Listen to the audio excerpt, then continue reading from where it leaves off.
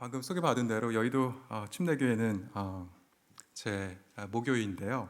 제가 어머니 태중에 있을 때부터 교회 다니기 시작해서 유년부, 초등부, 중고등부, 대학부와 청년부를 거쳐서 제가 대학부 실습 전도사 사역을 했습니다. 그때 이제 담당 우리 교육자셨던 우리 목사님이 우리 kumhyo 목사님이셨고, 제가 그 kumhyo 목사님이 돼서 실습 전도사로 이렇게 훈련을 받았었는데요.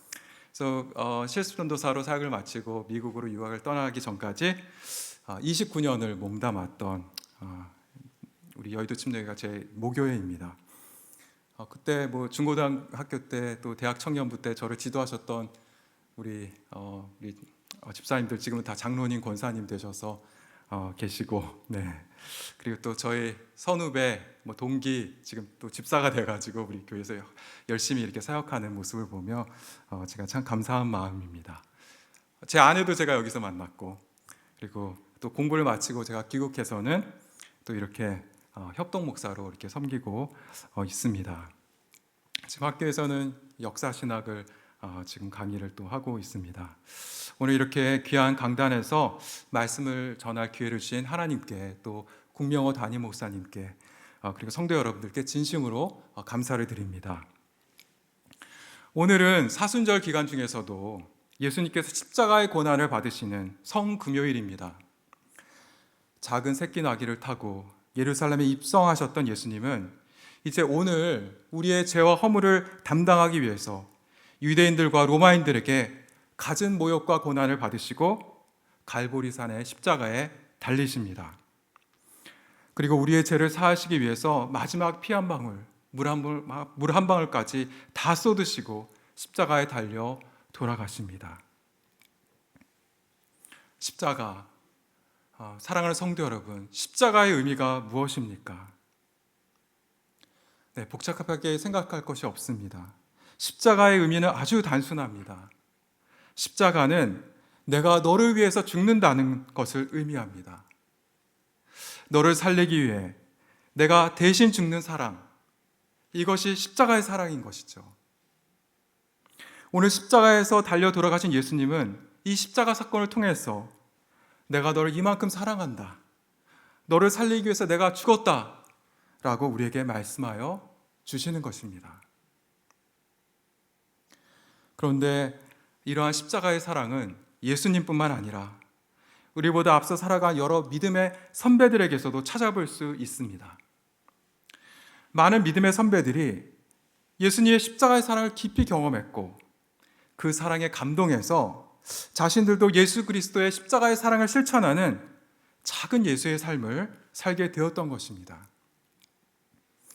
그리고 예수님께서 십자가에서 보이신 그 희생적인 사랑을 경험했고 실천했던 그 믿음의 선조들을 통해서 복음의 역사는 지금까지도 계속 진행되어 왔던 것입니다. 그런데 저는 이 교회의 역사를 연구하고 가르치면서 이러한 십자가의 사랑이 특별히 우리나라 선교 초기에 아주 강력하게 나타났다는 사실을 발견하게 되었습니다. 다시 말해서 골고다 십자가의 사건에서 나타났던 우리 죄인들을 향한 예수 그리스도의 사랑과 희생과 헌신이 조선 땅에 처음 복음을 들고 왔던 선교사님들, 그리고 그들에게서 복음을 듣고 변화되었던 초창기 한국교회 성도들에게서도 다시 한번 실전적으로 재현되고 체험되었던 것입니다. 도대체 어떤 일이 그 당시 조선에서 벌어졌던 것일까요? 저는 오늘 초창기 한국교회 역사 속에서 우리 믿음의 선배들이 체험했던 그 십자가의 사랑과 그 능력에 관해서 몇 가지 이야기들을 나눔으로써 예수 그리스도의 십자가의 사랑이 우리에게 의미하는 바가 무엇이고, 그리고 오늘을 살아가는 우리가 그 십자가의 은혜에 어떻게 반응하며 살아가야 하는지에 대해서 잠시 생각해보는 시간을 갖기를 원합니다. 1885년 6월 20일 인천의 제물포항에 파란 눈의 서양인 선교사 한 사람이 도착합니다. 그는 미국 테네시 출신의 존 헤론이라는 사람이었습니다. 헤론은 원래 의사의 꿈을 가지고 테네시 종합대학교 의과대학에 진학하여 공부합니다. 총명했던 헤론은 테네시 종합대학 개교 이래 최우수의 성적으로 의대를 졸업하게 되고, 학교는 이 헤론이 졸업하기도 전에 학교에 남아서 교수가 되어달라고 요청을 합니다. 얼마나 뛰어났으면 졸업도 하기 전에 교수직을 제안받았을까요? 이제 헤론의 앞날에 부와 명예는 보장된 것이었습니다. 그런데 헤론은 이 테네시 의과대학의 교수직 제안을 거절합니다. 도대체 왜 그랬을까요? 헤론은 이미 조선에 선교사로 오기로 마음의 결정을 내렸기 때문입니다. 조선에 선교사를 보내달라라는 조선인 이수정이라는 사람의 편지를 읽고 그는 하나님의 큰 감동을 받았던 것이에요. 그는 이렇게 고백합니다. 의약품과 의료기를 준비할 수만 있다면 지금이라도 당장 떠나겠습니다. 조선에 제일 먼저 도착하는 선교사가 되고 싶습니다. 그런데요, 이 헤론은 주변의 강한 반대에 부딪히게 돼요. 먼저 그의 가장 절친했던 친구가 조선의 선교사로 오는 것을 반대합니다. 그리고 학교의 제안도 계속됩니다. 헤론이 속한 선교본부마저 조선에 오는 것을 반대해요. 조선은 위생 상태가 너무 나쁘고 환경도 너무 열악하고 정부가 기독교를 박해하니 너 아직 너무 위험하다고, 차라리 일본이나 중국으로 가라는 것이었습니다. 무엇보다 또 약혼녀가 있었는데, 해티라는 여자였는데 해티의 반대가 극심했어요. 헤론이 갑자기 조선에 가겠다고 하니 어처구니가 없었던 것입니다. 하지만 헤론은 이 모든 반대를 무릅쓰고 1885년 조선에 옵니다. 헤론은 조선에 도착한 후 알렌 선교사, 우리나라 최초의 선교사죠. 최초의 장기 선교사 알렌 선교사 설립한 우리나라 최초의 근대식 병원인 광해원의 2대 원장으로 취임해서 의료 선교에 힘을 쏟습니다. 헤론은 왕으로부터 가난한 천민에 이르기까지 하루에 60명에서 100여 명의 환자를 치료하고 복음을 전파하고 말씀을 가르치게 힘썼습니다. 그런데 이 당시 조선은 이 위생 상태가 너무 불량해서 때만 되면 콜레라, 장티푸스, 이질 등 각종 전염병으로 수많은 사람들이 죽어가던 시절이었습니다. 1890 여름에도 전염병이 퍼졌습니다. 이런 상황에서 주변 사람들은 헤론에게 피신하든지 아니면 고국으로 잠깐 돌아가라고 이렇게 권면했지만 헤론은 계속 남아서 환자들을 치료했습니다. 그러던 중에 100리나 되는 한 40km 정도 되는 길이죠. 그럼 먼 시골에 가서 병자들을 치료해주고 오다가 그만 이질에 걸려서 1890년 7월 26일 부인과 2딸을 남겨놓은 채 숨을 거두고 말았습니다. 이때 그의 나이 불과 33세, 한국에 온 지 5년 만에 생긴 일이었습니다. 그는 숨지기 직전에도 같이 일하던 한국인 사람들을 좀 불러달라고 하고는 눈물로 십자가의 복음을 전하고 숨을 거두었습니다. 그리고 그의 시신은 지금 서울 합정동 지역에 매장이 되었는데 그 무덤이 바로 현재 마포 합정동에 위치해 있는 양화진 외국인 선교사 묘원의 최초의 선교사 무덤이 되었던 것입니다. 헤론 선교사가 순교한 뒤 몇 년 후인 1893년 12월 12일 또 다른 한 명의 선교사가 조선의 땅을 밟습니다. 그의 이름은 윌리엄 맥킨지였습니다. 그는 캐나다 장로교회에 소속된 목회자였는데 이분도 하나님의 감동하심을 받고 조선의 선교사로 오기로 결단합니다. 하지만 헤론의 경우처럼 이 선교본부가 맥킨지가 조선의 선교사로 가는 걸 반대해요. 환경이 너무 열악하고 조선 왕실의 박해와 전염병으로 조선에 가는 것은 매우 위험하다는 이유였습니다. 근데 맥킨지는 뜻을 굽히지 않는 거예요. 그래도 나는 조선에 가겠다. 계속 그 뜻을 굽히지 않았습니다. 그랬더니 해외 선교부는 이렇게 나오는 거예요. 당신이 만약 조선의 선교사로 간다면 우리는 아무런 재정적인 후원을 해주지 않겠다. 이런 협박 아닌 협박을 하는 것이었습니다. 이런 상황이라면 여러분들은 어떤 결정을 내리셨겠습니까? 아무런 재정적인 후원도 없이 그 조선에 갈 수 있었겠습니까? 그런데 맥켄지는 이렇게 다짐합니다. 어떻게 해서든지 한국에 가서 직업을 가지거나 노동을 해서라도 한국 사람 노릇을 하다가 필요하게 되면 교회를 깨우쳐 도움을 청하리라. 이렇게 다짐하고 선교본부의 후원을 다 포기한 채 독립선교사로 조선에 옵니다. 선교본부의 재정적인 후원도 없이 조선에 오기로 결정한 것이죠. 그리고 맥킨지는 조선으로 향하는 배에 자신의 몸을 싣고 이렇게 고백합니다. 나를 태우고 갈 배의 갑판에 올랐다. 고국 땅을 떠나는 것이 후회스럽다거나 섭섭한 감정은 들지 않는다. 내게 주신 하나님의 은혜가 내게 충만하지 않은가? 내가 고국을 떠나는 것은 결코 희생이 아니다. 오히려 이곳에 머물러 있는 것이 희생이다. 이제부터 조선은 내가 선택한 나의 육신의 나라다. 하나님, 나로 하여금 하나님 당신의 영광을 위하여 오래오래 그 일터에서 일하며 살게 해 주소서. 조선에 도착한 맥킨지 선교사는 이 황해도의 솔레라는 지역으로 가서 한복을 입고 한국 음식을 먹으면서 헌신적으로 조선인들을 섬기며 복음을 전했습니다. 그가 조선에 와서 얼마나 헌신적으로 얼마나 큰 사랑으로 조선인들을 섬겼는지 당시 여러분 동학운동이 발발한 때였거든요. 아주 외세에 적대적이었던 동학군인들, 이 동학군인들도 이 맥킨지의 집을 앞을 지나갈 때에는 90도로 허리를 숙이고, 배꼽 인사라고 하죠. 90도로 허리를 숙이고 정중하게 인사를 하고 지나갔다고 합니다. 하지만 그는 무리한 사역으로 몸이 몹시 쇠약해진 상태에서 전도 여행을 강행했다가 뜻하지 않게 열병에 걸렸고 1895년 7월 23일 그가 조선에 온 지 2년 만에 소천하고 말았습니다. 맥킨지가 조선에서 순교했다는 소식이 캐나다 장로교 총회에 전해집니다. 그래서 이 소식을 들은 사람들은 정말 인간적으로 생각해 볼 때는 가지 말라던 조선에 결국 가더니 쯧쯧 역시 조선이라는 것은 갈 곳이 못 돼. 뭐 이렇게 생각할 수도 있을 것 같아요. 하지만 사람들은 이 소식에 오히려 큰 도전을 받게 됩니다. 가령 맥레라는 사람은 이렇게 고백합니다. 한국에서 자기의 생명을 바친 맥킨지의 영웅적인 삶을 보고 너무도 큰 감동을 받았으므로 그의 뒤를 이어 한국에 가지 않고는 견딜 수가 없었다. 놀랍게도 많은 사람들이 이 소식을 듣고 너도 나도 조선에 가겠다고 헌신하게 되는 일이 벌어졌던 것입니다.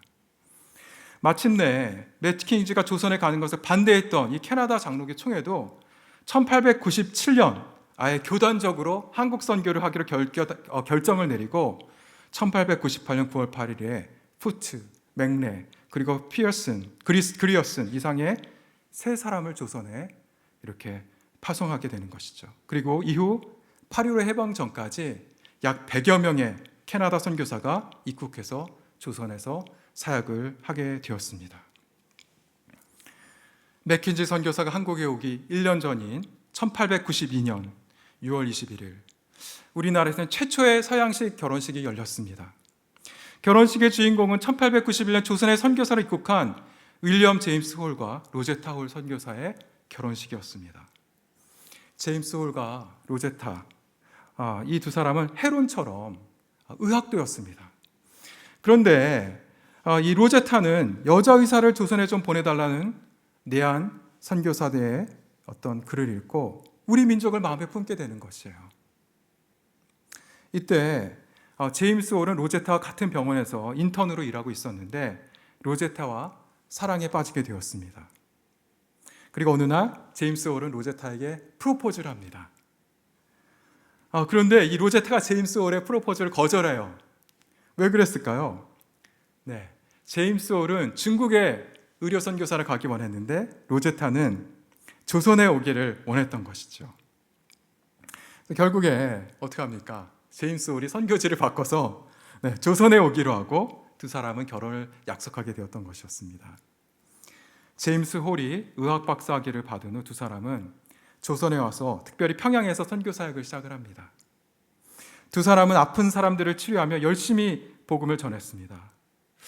얼마나 이들이 헌신적으로 또 하나님의 사랑으로 이렇게 복음을 전했는지 그들의 모습을 본 어떤 사람은 다음과 같이 증언을 남겼습니다.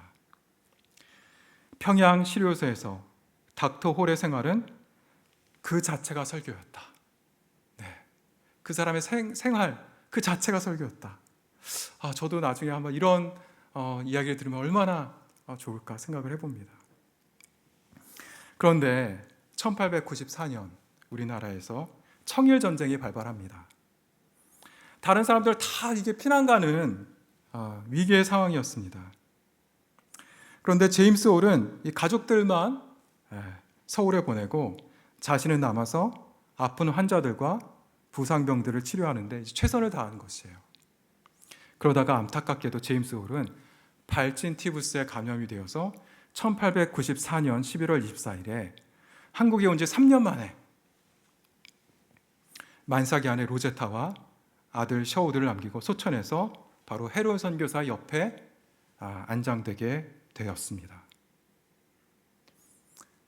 아내 로제타는 너무 낙심이 되었어요. 얼마나 슬펐겠습니까? 그런데 그때 제임스 홀의 고향인 캐나다 온타리오에서 편지 한 통이 도착합니다. 그 편지는 다름 아니라 제임스 홀의 여동생이 보낸 편지였습니다. 편지에는 이렇게 쓰여 있었어요. 언니는 사랑하는 남편을 잃었지만 저는 사랑하는 오빠를 잃었습니다. 우리 가족은 셔우드 홀을 보고 싶어 하고 있습니다. 꼭 저희 글렌뷰엘 교회에 한번 와주시기 바랍니다. 편지를 읽고 이 로제타는 아들 셔우드 홀을 데리고 남편의 모교회를 처음으로 방문을 합니다. 그리고 남편의 모교에서 열린 이 환영 예배에 참여하게 되는데 순서를 맡은 사람이 다음과 같이 환영 인사를 합니다. 우리는 한국이 어디인지 몰랐습니다. 그런데 어렸을 때부터 주일학교에서 자라났던 윌리엄 제임스 홀이 선교사가 되어 한국 땅에 가면서 우리는 한국을 알게 되었습니다.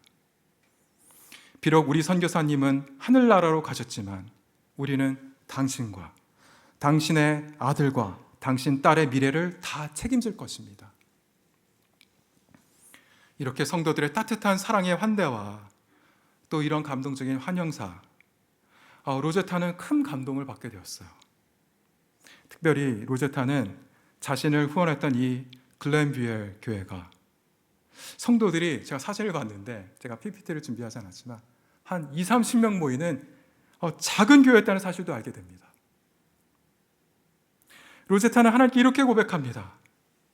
이렇게 가난한 성도들이 그 많은 헌금으로 우리를 후원했나요? 하나님, 저는 내 남편이 못다한 평양 선교를 제가 이루겠습니다. 낙심해 있던 로제타는 큰 위로와 격려를 받고 어린 자녀들을 데리고 다시 조선으로 돌아옵니다. 평양으로 돌아온 로제타는 많은 사역을 감당을 합니다. 예를 들어서 평양에 남편의 이름으로 기월병원, 홀을 기념한다는 의미죠. 기월병원을 세웁니다. 오늘날 고려대학교 의과대학의 전신이 되는 서울 경성여자의학전문학교를 세웁니다. 이화여대 의료원에서 우리나라 최초의 여자 의사인 에스더 박을 포함하여 많은 후학을 양성합니다. 아들 셔우드 홀도 미국에서 의학을 공부하고 의사가 되어 조선에 돌아와 한국 선교에 동참하는 것이에요. 셔우드는 특별히 결핵 퇴치에 앞장을 서는데 결핵 전문 병원을 여러 곳에 세우고 결핵 퇴치 기금 마련을 위해서 크리스마스 씨를 발행합니다. 여러분 크리스마스 씨 아시죠? 셔우드 홀 선교사가 처음 시작했습니다. 하지만 셔우드는 1940년 당시에 태평양 전쟁을 준비하다 일제의 탄압으로 조선에서 추방됩니다. 그때 외국인 선교사들을 일본이 다 추방시켜요. 한 명도 빼놓지 않고. 그때 이제 셔우드도 추방이 된 거예요. 그래서 이제 할 수 없이 인도로 가게 되는데, 그런 그가 90이 넘은 나이인 1984년 한국을 다시 방문할 기회를 얻게 됩니다. 아버지인 이 제임스 홀이 세운 지금 서울 동자동에 있는 광성고등학교가 설립 100주년을 맞게 되어 학교가 셔우드 홀을 초청한 것이죠. 채플 시간이 되었습니다. 셔우드 홀을 초청했습니다. 셔우드 홀이 강단에 섰습니다. 셔우드 홀은 이렇게 고백합니다.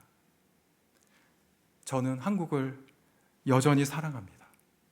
저는 한국을 여전히 사랑합니다. 이렇게 한마디를 하고는요, 펑펑 울었다고 그래요. 그리고 그는 이렇게 유언을 남깁니다. 인도에 추방되어 갔을 때에도 단 하루도 잊지 않고 눈물로 기도했던 나의 조국 땅에 나를 묻어 주십시오. 셔우드 홀의 마음은 조선이 여전히 고국이었던 것이죠. 98세로 셔우드 홀은 소천했고 결국 5개월 뒤에 그의 바람대로 양화진 외국인 선교사 묘원의 부모님 옆에 안장되었습니다. 사랑하는 성도 여러분, 한국교회 초창기 역사에는 헤론, 맥킨지, 제임스 올과 같이 조선에 와서 복음을 전하며 우리 민족을 헌신적으로 섬겼던 선교사님들이 정말 많았어요. 제가 그걸 발견하고 너무나 놀랐습니다. 그리고 이들 선교사님의 희생과 헌신은 예수 그리스도의 십자가의 사랑이 어떤 것인지를 우리에게 보여주었습니다. 하늘 영광 버리고 낮고 낮은 모습으로 이 땅에 오신 예수님처럼 이들은 좋은 조건들을 다 버리고 모든 면에서 참으로 열악했던 조선에 옵니다. 제가 아시아 교회사도 연구를 좀 하는데요, 다른 나라들을 이렇게 비교해 봤을 때 우리나라에 오셨던 선교사님이 특별히 퀄리티가 너무 좋아요. 하나님께서 우리 조선을 특별히 사랑하셨던 것 같아요. 그리고 소망 없던 이 조선의 백성들을 조건 없이 사랑하였고, 이들은 조선인을 살리기 위해 십자가의 주님처럼 자신들을 희생했습니다. 1907년 조선에 와서 9개월 만에 순교한 미혼의 여선교사 루비 캔드릭은 고국에 보낸 편지에 이렇게 쓰고 있습니다.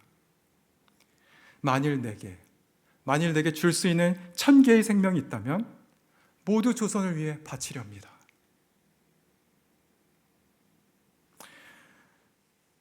흥미로운 한 가지 사실은 많은 선교사님들이 조선에 오면서 조선을 단순한 선교지가 아닌 자신의 조국으로 삼았다는 것이에요. 예를 들어서 이화여대의 전신 이화학당의 설립자인 스크랜튼 여사는 한국에 오기 전에 잠시 일본에 머물면서 한국어를 배우고 선교를 준비하는데 다음과 같이 고백합니다. 일본에서의 생활은 즐거우며 선교사들의 생활 조건도 훌륭하나 나는 내 민족에게 가서 그들 속에 살고 싶다. 내 민족. 한국에 오기도 전에 우리 한국 사람들을 자기 민족으로 삼은 거예요, 그냥. 맥킨지도 그랬고, 셔우드도 그랬고, 스크랜던도 그랬고, 모든 면에서 너무나도 열악했고, 일제의 식민지에서 신음하던, 그리고 자신들을 심지어 핍박했던 조선의 백성들을, 그럼 어떻게 자신의 조국으로, 자신 같은 민족으로 여길 수 있었을까요? 많은 선교사님들이 짧게는 6개월부터 시작해서 얼마 사역하지도 못하고 조선 땅에 묻히셨어요. 하지만 이들을 선교사님의 사랑과 희생과 섬김은 전혀 헛되지 않았습니다. 이들의 희생은 하나님의 신비한 섭리 가운데 더 많은 사람이 선교사로 헌신해서 조선에 오게 하는 마중물이 되었어요. 맥킨지 선교사가 순교했다는 소식이 들으니까 100여 명의 선교사가 캐나다에서 옵니다.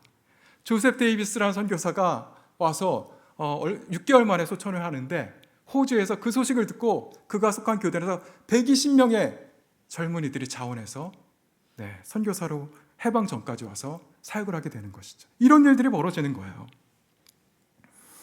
뿐만 아니라 십자가의 사랑을 실천한 조선에 오신 선교사님들의 삶과 사역은 어떻겠습니까? 초창기 우리 한국계 성도들에게 좋은 본이 되었던 거예요. 목사란 정말 저런 것이구나. 선교사님이란 정말 저런 분이시구나. 그래서 결국 훌륭한 한국인 성도들과 목회자들을 배출한 열매가 되었던 것입니다. 좋은 리더에게서 좋은 또 리더가 나오는 것이죠. 그리고 결국 그들의 희생과 헌신은 1903년 원산, 1907년 평양, 1909년 백만인 구령운동, 이 세 번의 강력한 우리 조선에 임했던 대부흥운동으로 이어지는 그 아주 귀한 밑거름이 되었던 것입니다. 요한복음 12장 24절은 이렇게 말씀합니다. 내가 진실로 진실로 너에게 이르노니 한 알의 밀이 땅에 떨어져 죽지 아니하면 한 알 그대로 있고 죽으면 많은 열매를 맺느니라. 이 말씀은 우리 초창기 한국교회 역사 가운데 그대로 이루어졌습니다.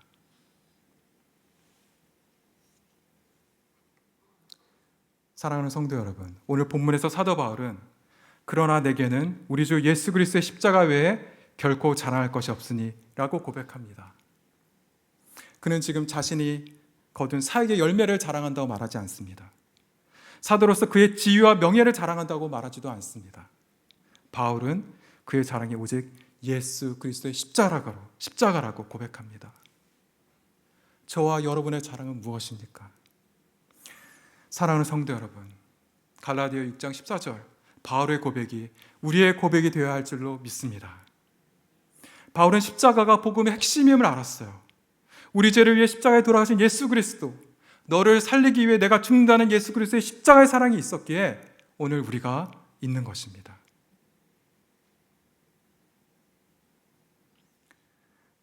그렇다면 우리는 이러한 십자가의 은혜에 성도로서 어떻게 반응하며 살아야 하겠습니까? 십자가의 사랑을 참으로 깨닫고 경험했다면 우리도 예수님처럼, 그리고 수많은 믿음의 선배들처럼 그 사랑을 실천함으로써 십자가를 지는 삶을 살아야 합니다.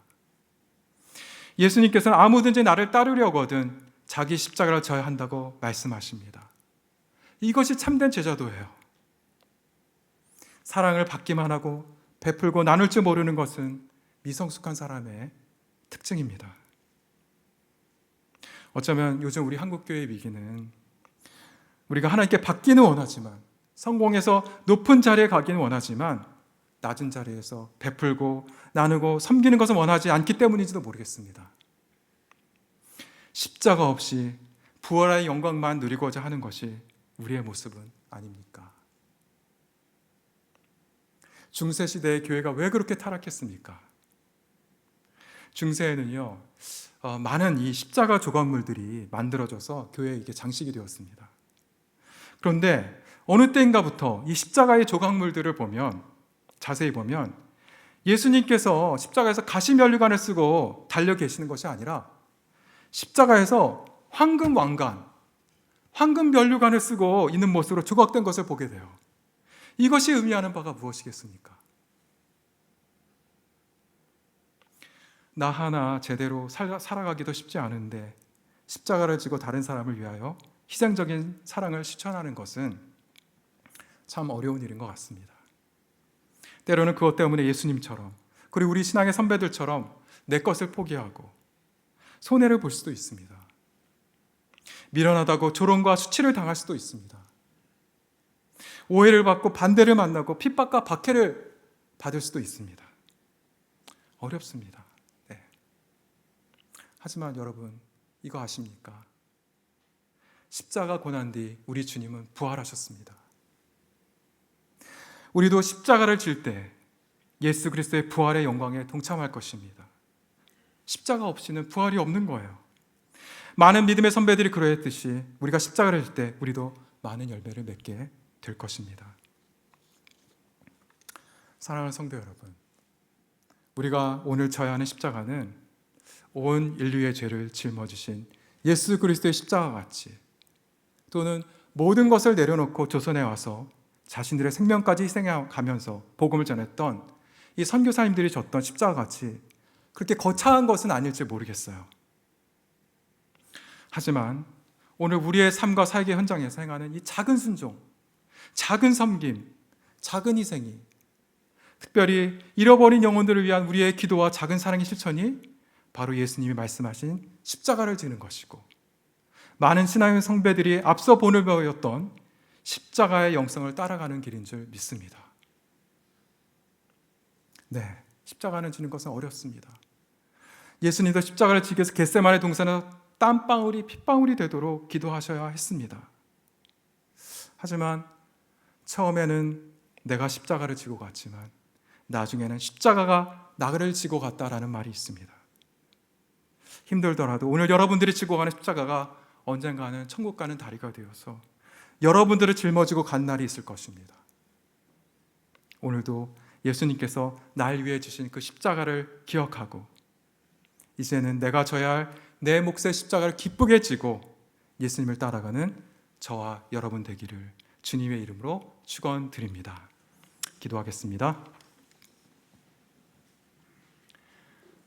사랑과 은혜가 풍성하신 하나님 아버지, 죄인된 우리를 위해서 독생자 예수 그리스도를 이 땅에 보내주시고 예수 그리스도의 십자가의 사랑과 은혜로 우리를 구원하여 주심을 감사드립니다. 특별히 이 복음을 우리에게 전하기 위하여 많은 믿음의 선배들을 우리에게 보내주시고 그들의 희생과 사랑을 통하여 우리가 복음을 듣고 구원에 이를 수 있는 은혜를 베풀어 주신 것에 감사를 드립니다. 하나님, 우리도 이 사랑의 빚진 자로서 예수님께서 그리고 믿음의 선배들이 진 이 십자가를 오늘 우리의 삶 가운데서도 지기 원합니다. 십자가를 지고 주님을 따르는 예수 그리스도의 참 제자가 되게 하시고, 우리가 지는 십자가를 통해서 우리의 가정이 살아나고, 우리의 교회가 살아나고, 우리 나라 민족이 살아나고, 세계 열방에 복음이 전파되는 역사가 일어나게 하여 주시옵소서. 예수 그리스도의 이름으로 간절히 기도드려 싸움나이다. 아멘.